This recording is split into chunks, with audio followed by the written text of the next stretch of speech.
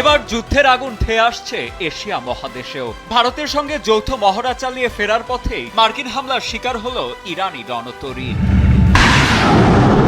৩রা March দিবাগত রাতে শ্রীলঙ্কার দক্ষিণ উপকূলের অদূরে আন্তর্জাতিক জলসীমায় ভয়াবহ এক সামরিক অভিযান চালিয়েছে মার্কিন নৌবাহিনী। মার্কিন প্রতিরক্ষামন্ত্রী পিট হেগসেথ নিশ্চিত করেছেন যে সাগরের তলদেশ থেকে হানা দেয়া একটি মার্কিন সাবমেরিন থেকে ছোড়া শক্তিশালী টর্পেডোর আঘাতে সলিল সমাধি হয়েছে ইরানের IRIS ডেনা রণতরী। গভীর রাতে ঘটা এই অতর্কিত হামলাকে হেগসেথ নিঃশব্দ মৃত্যু হিসেবে অভিহিত করেন।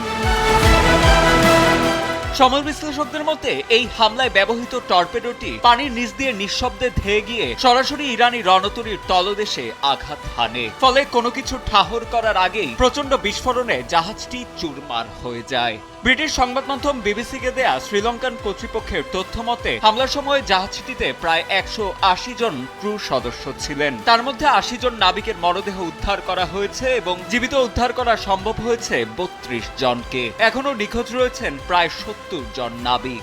দ্বিতীয় বিশ্বযুদ্ধের পর টর্পেডোর আঘাতে শত্রুর জাহাজ ডুবিয়ে দেওয়ার এটি বৃহত্তম ঘটনা। পেন্টাগনের ব্রিফিংয়ে মার্কিন প্রতিরক্ষামন্ত্রী পিট হেগসেথ দাবি করেন, এ পর্যন্ত ইরানের 20টিরও বেশি নৌযান ধ্বংস করে তাদের নৌশক্তিকে কার্যকরভাবে নিষ্ক্রিয় করা হয়েছে। একই সাথে 2024 সালে ট্রাম্পকে হত্যার ষড়যন্ত্রকারী ইরানি স্পেশাল ইউনিটের প্রধানকেও খতম করার ঘোষণা দেন হেগসেথ।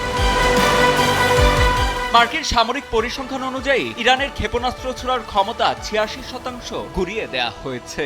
প্রতিরক্ষামন্ত্রী হেগসেথের চূড়ান্ত হুঁশিয়ারি, আগামী এক সপ্তাহের মধ্যে ইরান ও ইসরায়েলের আকাশসীমা সম্পূর্ণ আমেরিকার কবজায় চলে আসবে। ভারত মহাসাগরের এই সংঘাত এখন পুরো এশিয়াকে এক চরম যুদ্ধের মুখে ঠেলে দিল বলে শঙ্কা প্রকাশ করছেন সমর বিশ্লেষকেরা।